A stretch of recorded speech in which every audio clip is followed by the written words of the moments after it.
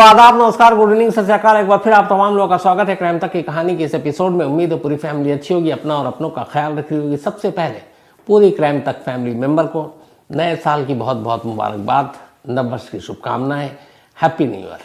और यही दुआ है कि नया साल आपकी ज़िंदगी में तमाम खुशियाँ लेकर आए। जो आपकी अधूरी ख्वाहिशें पिछले साल पूरी नहीं हो पाई, ये साल वो पूरी करे। आप लोग अच्छे रहें, खुश रहें, खुशहाल रहें और हम लोगों के कहानी का ये सिलसिला यूं ही चलता रहे। आज की पहले कहानी सुनाता हूं, इस कहानी के बाद एक जानकारी भी दे दूंगा लास्ट में। तो पहले कहानी, क्योंकि साल का पहला दिन है, पहली जनवरी है, 1 जनवरी 2024। अब आदत डालनी पड़ेगी 2023 की बजाय 2024 कहने की। दिल्ली में ठंड बहुत है और कल 1-2 दिन से मुझे लगा, मेरी वाइफ ने कहा कि और हीरो बनकर घर में घूमोगे तो ठंड तो लगेगी, तो शायद ठंड लग गई है, थोड़ा थोड़ा कोल्ड भी है। लेकिन फिर भी कहानी सुनाता हूँ। आज दफ्तर में थोड़ा सा माहौल बहुत सुनसान टाइप है, ज़्यादातर लोग छुट्टी पे हैं। हमारी पूरी क्राइम तक की टीम भी छुट्टी पे है सिवाय दीपक के, और इधर शिकारपुरी है, इनको पकड़ के लाया। तो साल का पहला दिन, आगाज़ नए साल का। बड़े बुजुर्गों ने कहा है कि साल की शुरुआत अच्छी चीज़ों से होनी चाहिए। मुझे लगा आज की कहानी भी एक पॉजिटिव स्टोरी सुनानी चाहिए। खून खराबा बाकी चीज़ें तो पूरे साल आपको सुनाता ही रहूँगा। आज की कहानी ऐसी कहानी जिससे बहुत सारे लोग सबक ले सकते हैं, और ये कहानी एक सबक देती है कि ज़िंदगी में आखिरी कुछ नहीं होता। अगर कोशिश करें तो बेहतर बनाया जा सकता है, फिर चाहे वो रिश्ता ही क्यों ना हो। कहानी 2 लोगों की है, एक पूजा और एक विनय। पूजा चौधरी और विनय जायसवाल, ये 2 लोग। पूजा पटना की रहने वाली थी। फादर उनके कोल इंडिया में काम करते थे। कोल इंडिया में काम करने की वजह से उनका अक्सर ट्रांसफ़र होता रहता था, जैसे पुलिस वालों का होता है। तो इंडिया में अलग अलग शहरों में वो पलती बढ़ती रहीं, पढ़ती रहीं, अलग अलग स्कूल कॉलेजों में जाती रहीं। फिर वो बड़ी हुई, करीब 25-26 साल की उम्र हो गई। अब घर वालों को ये हुआ कि पूजा की शादी करनी है। शर्त ये थी कि शादी अरेंज मैरिज होगी। उस दौर में अब टेक्नोलॉजी और सारी चीज़ें आ गई थी। बात कर रहा हूँ मैं 2012 की। तब तक बहुत सारे मैट्रिमोनियल साइट्स भी खुल चुके थे। घर वालों ने एक प्रोफाइल बनाया पूजा का और मैट्रिमोनियल साइट्स पर डाल दिया। इत्तेफाक से एक शख्स जिनका नाम विनय जायसवाल, उनको वो प्रोफाइल पसंद आया पूजा का। उनकी तरफ से शुरुआत हुई। अब विनय जायसवाल की कहानी यह है कि वो जौनपुर के रहने वाले, उनके फादर एक टीचर जो रिटायर हुए सरकारी नौकरी से, और ख़ुद विनय जायसवाल अच्छे खासे पढ़े लिखे और सेल यानी कि स्टील अथॉरिटी ऑफ इंडिया, उसमें वो काम करते थे। दोनों का प्रोफाइल ठीक था। जैसा विनय को लड़की चाहिए थी वो वैसी, और जैसे पूजा को एक हस्बैंड चाहिए था वो वैसे ही मिला। दोनों की शादी हो गई 2012 में। अब शादी के बाद रस्मों के मुताबिक पूजा अपना मायका यानी पटना छोड़कर अब यूपी के जौनपुर पहुंच जाती है। अपने ससुराल वालों के साथ रहती है। ससुराल काफ़ी खुशहाल, हरा भरा, 5-6-7 भाई बहन विनय जो है, तो सास ससुर ननद देवर से भरपूर परिवार, सब कुछ ठीक चल रहा था। लेकिन फिर अचानक शादी के कुछ दिन के बाद जॉब के सिलसिले में विनय को जौनपुर छोड़कर गाज़ियाबाद आना पड़ा। अब वो गाज़ियाबाद मूव कर गए, साथ में पूजा। अब दोनों पति पत्नी एक परिवार से बिछड़कर अकेले गाज़ियाबाद शहर में अपनी ज़िंदगी गुजार रहे हैं। गाज़ियाबाद आने के बाद दोनों के रिश्तों में अचानक कुछ परिवर्तन आना शुरू होता है। शायद अब तक भरे पूरे परिवार के साथ रह रही थी पूजा, सास ससुर देवर ननद, बहुत सारी चीज़ें। जब इतने घर में लोग होते हैं तो आप बड़े खुशहाल होते हैं। लेकिन अब अकेली वो अपने पति के साथ, माँ बाप भी दूर पटना में। तो यहाँ से अब एक मियाँ बीवी के बीच लगा कि कुछ चीज़ें फ़र्क है दोनों की सोच में। कई बार होता है, हर इंसान तो एक जैसा सोचता नहीं है। अगर मुझे कोई और कलर पसंद है, आपको कोई और होगा। मुझे कुछ और बातें पसंद है, आपको कुछ और होगा। मुझे कुछ और खाना पसंद है, आपका कुछ और होगा। ये इंसानी फितरत है। लेकिन ये जो छोटे छोटे फ़र्क थे, यही बड़ी बड़ी वजह बनती हैं लड़ाई झगड़ों की। तो पूजा और विनय जब अकेले रहने लगे तो इनके बीच के जो फ़र्क थे, वो फ़र्क इतना बढ़ता गया कि कुछ ही वक्त बीता, करीब 6 महीने शादी को, दोनों को लगा कि एक दूसरे से मिजाज नहीं मिलता। दोनों लड़ते भी, झगड़ते भी, टोकते भी, बट एक अच्छी चीज़ थी। बहुत सारे ऐसे रिश्तों में जहाँ गाली गलौज और वायलेंस हाथ उठा देते हैं पत्नी पर, विनय ऐसा नहीं था, उसने कभी अपनी पत्नी के साथ अपशब्द का इस्तेमाल नहीं किया, कभी अपने हाथ नहीं उठाए। पूजा ने भी पलट कर कभी कोई अपशब्द नहीं बोला। हाँ, डिफरेंसेस जो थे उसको लेकर दोनों झगड़ते थे। 6 महीने से ज़्यादा बीत गए। धीरे धीरे दोनों के मन में एक बात घर कर गई, और वो ये कि शायद ये दोनों एक दूसरे के लिए नहीं बने, क्योंकि बहुत सारे फर्क हैं इनकी सोच में। तो फिर क्या किया जाए? अब चूंकि दोनों बेसिकली शरीफ पढ़े लिखे, तो लगा कि कुछ वक्त देना चाहिए। उसके बाद पूजा अपने घर लौट गई पटना, सिर्फ 6 महीने के बाद। घर आने के बाद उसने सोचना शुरू किया, विनय ने भी सोचना शुरू किया। फिर इन दोनों ने आपसी सहमति से तय किया कि शायद हम एक दूसरे के साथ जिंदगी गुजार नहीं सकते, तलाक लेकर शराफत के माहौल से अलग हो जाते हैं। घर वालों के लिए भी ये शॉकिंग था, दोनों परिवार के लिए, क्योंकि अभी शादी को ज़्यादा वक्त बीता नहीं था। लेकिन अब पूजा भी और विनय भी, फर्क इतने थे सोच में। तो फिर 2013 में इन लोगों ने तलाक लेने का आखिरी फैसला कर लिया। अब पूजा अपने मायके चली गई, विनय यहाँ गाजियाबाद में रह रहा है। कानूनी चीज़ें चलती रही, एक दूसरे को वक्त दिया गया, और आखिरकार 2018 में कानूनी तौर पर पूजा और विनय का तलाक हो गया। अब दोनों अलग हो गए। अब विनय पूजा के लिए एक्स हस्बैंड हो गया, और पूजा विनय के लिए एक्स वाइफ हो गई। अब वो घर आ गई, क्योंकि उसकी उम्र ज़्यादा नहीं थी। घर वालों को फिक्र कि शादी के कुछ वक्त के बाद तलाक हो गया। हर माँ बाप के लिए चिंता का विषय होता है कि फिर क्या होगा, वो गुजर जाएंगे, उनकी बेटी का क्या होगा, पूरी ज़िंदगी पड़ी है। ये सब सोच कर फिर उन्होंने कहा कि चलो इसके लिए दूसरा लड़का ढूंढते हैं। पूजा भी एक आज्ञाकारी बेटी थी, उसने कहा जो भी माँ बाप करेंगे, लेकिन कहीं ना कहीं उसके मन में था कि शायद अब वो दूसरी शादी नहीं करेगी।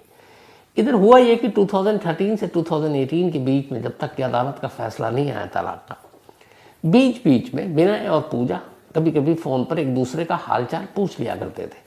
क्योंकि दोनों अलग बेशक हुए, डिवोर्स के लिए भी फाइल कर दिया, लेकिन दोनों में कभी उस लेवल पर लड़ाई नहीं हुई कि जिसमें गाली गलौज हो या फिर हाथापाई हो, जैसा मैंने आपको शुरू में कहा। चूंकि फ़र्क थी कई चीज़ों में, तो अक्सर एक दूसरे का हालचाल पूछ लेते थे, एक दोस्त की तरह। ये सिलसिला चलता रहा। 2018 में अब तलाक हो गया। तलाक के बाद अब पूजा के लिए रिश्ता ढूंढा जाने लगा, बट पूजा को कहीं ना कहीं ऐसा लग रहा था कि 6 महीने भी एक शादी या रिश्ते को मैं निभा नहीं पाई, मालूम नहीं आगे क्या होगा। एक लड़की डरती है, एक अनजान घर, अनजान शख्स, उसके साथ पूरी ज़िंदगी बिताना, यह हर लड़की का खौफ होता है, और उनके लिए बड़ा मुश्किल भी होता है अपना पूरा परिवार छोड़कर एक नए घर पे जाना। तो पूजा डरी हुई थी, लेकिन लगातार अपने माँ बाप को टाल रही थी दूसरी शादी के लिए। उधर उसे ये पता नहीं था कि विनय के मन में क्या चल रहा है। लेकिन इधर विनय की भी कहानी ये थी कि दोनों बेशक अलग हो गए, तलाक ले लिया, लेकिन विनय ने भी दूसरी शादी नहीं की थी। और वो कभी कभार दोनों एक दूसरे से फ़ोन पर बात कर लेते, बस खैरियत पूछते, फ़ोन रख देते, और ऐसी ज़िंदगी चल रही थी। इस दौरान में पूजा ने अपना वक्त काटने के लिए और इस चीज़ को भुलाने के लिए अपनी पढ़ाई शुरू कर दी। उसने बीएड किया, एमएड किया। उसे लगा कि अब कहीं अपने करियर पर फोकस करते हैं। शादी ब्याह के लिए टालती रही। करते करते सारी बातचीत चल रही थी, सब कुछ हो रहा था। अब 2022 आ गया, बल्कि 23, दोनों को अलग हुए हुआ। फिर अचानक ऐसा कि अब पूजा फोन कर रही है, उधर से विनय फोन नहीं उठा रहा। 2-4 बार ऐसा हुआ तो उसे लगा पता नहीं क्या हुआ। उसने काफ़ी कोशिश की, विनय ने फ़ोन नहीं उठाया। तो फिर उसने मजबूरन, चूँकि विनय गाजियाबाद में रहता था, अब उसने अपने एक्स इन लॉज को फ़ोन किया, पूजा ने अपने सास ससुर को, और उसने कहा कि मम्मी ऐसे ऐसे मैं विनय को फ़ोन कर रही हूँ, फ़ोन नहीं उठा रहा। उधर से उसकी माँ ने जो कुछ बताया, उससे पूजा के पैरों तले ज़मीन खिसक गई। उसने कहा कि पूजा, असल में कुछ दिन पहले अचानक विनय को दिल का दौरा पड़ा था। डॉक्टरों के पास ले जाया गया, वक्त पर पहुंच गया था, और डॉक्टरों ने कहा है कि बाईपास सर्जरी करनी पड़ेगी।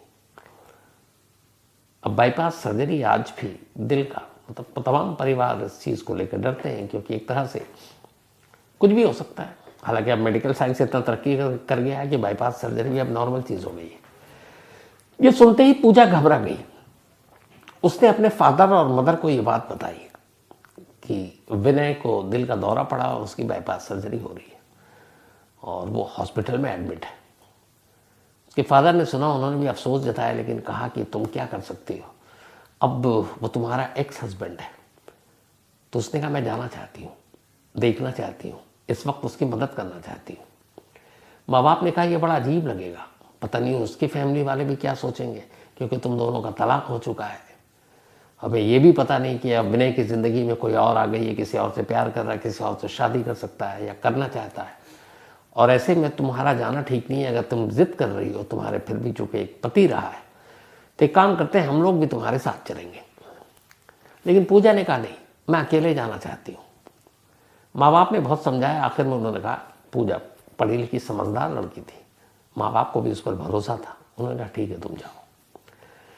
पूजा पहुंचती है हॉस्पिटल, वहां जाती है, अभी बाईपास सर्जरी शुरू नहीं हुई।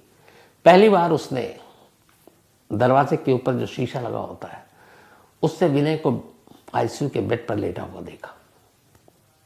उसे अजीब सा लगा। इसके बाद विनय को भी उसके घर वालों ने बताया, क्योंकि पूरे घर वाले परेशान थे, पता नहीं क्या हो। विनय बड़ा खुश हुआ ये सुनकर कि पूजा उसे देखने आई।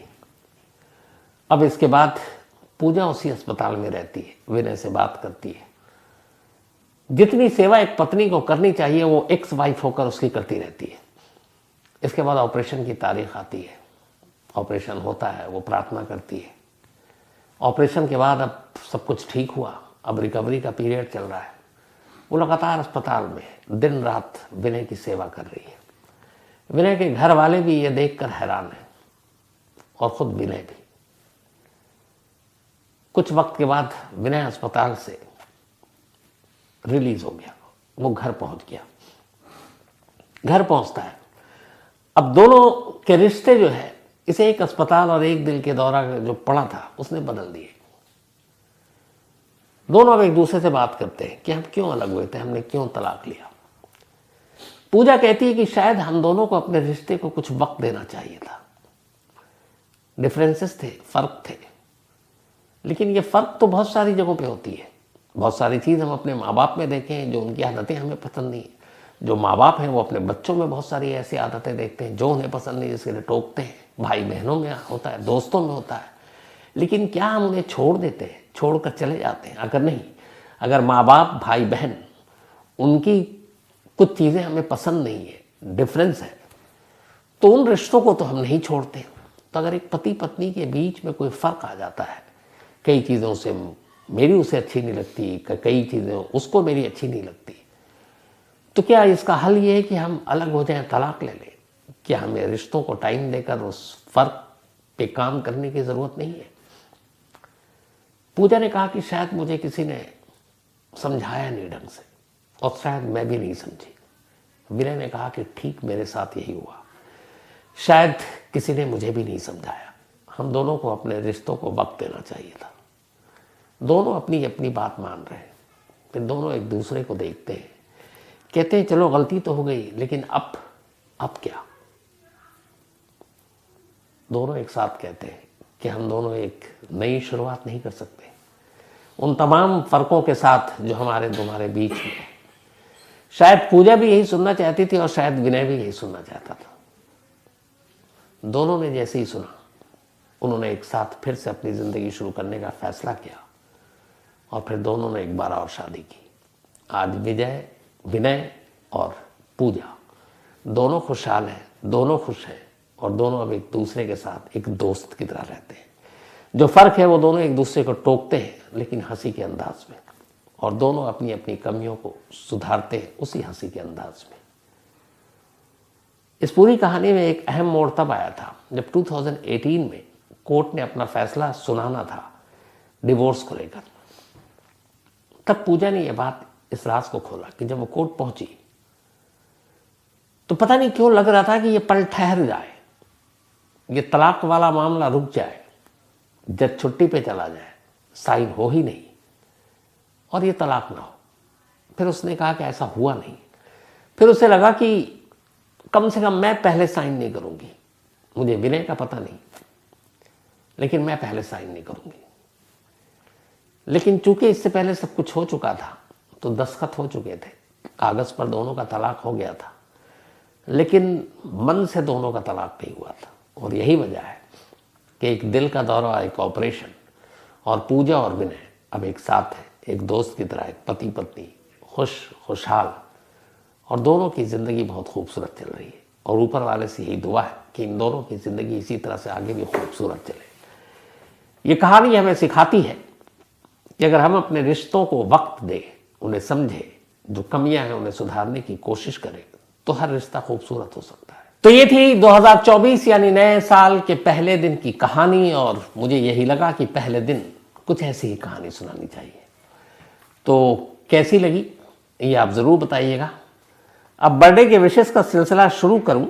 आज चूँकि लंबा है, मुझे लगता है कि देश की जो आबादी बढ़ने की सबसे बड़ी वजह है, मुझे लगता है वो 1 जनवरी ही है, साल का पहला दिन। क्योंकि जब से मैंने कहानी सुनाई है, इतने सारे लोगों के एक दिन एक तारीख पर इतने बर्थडे के विशेष मेरे पास नहीं आए जो आज है। आप भी गौर फरमाइएगा। लेकिन इसको सुनाऊं उससे पहले एक ज़रूरी, जो मैंने शुरू में कहा था, माफ़ी के साथ और आप लोगों की इजाज़त के साथ, बेटी की जिद है कि आपने छुट्टी नहीं ली तो कम से कम एक आध हफ्ता आप मेरे साथ रहेंगे, और इसी शर्त पर वो छुट्टी पे घर आई है। तो कल 2 जनवरी, परसों 3 जनवरी को मेरा बर्थडे भी है। तो कहीं दूर कोने में वो ले जाना चाहती है, तो माँ बेटी दोनों ने कुछ प्लान कर रखा है। तो कल से संडे तक मैं छुट्टी पर हूँ।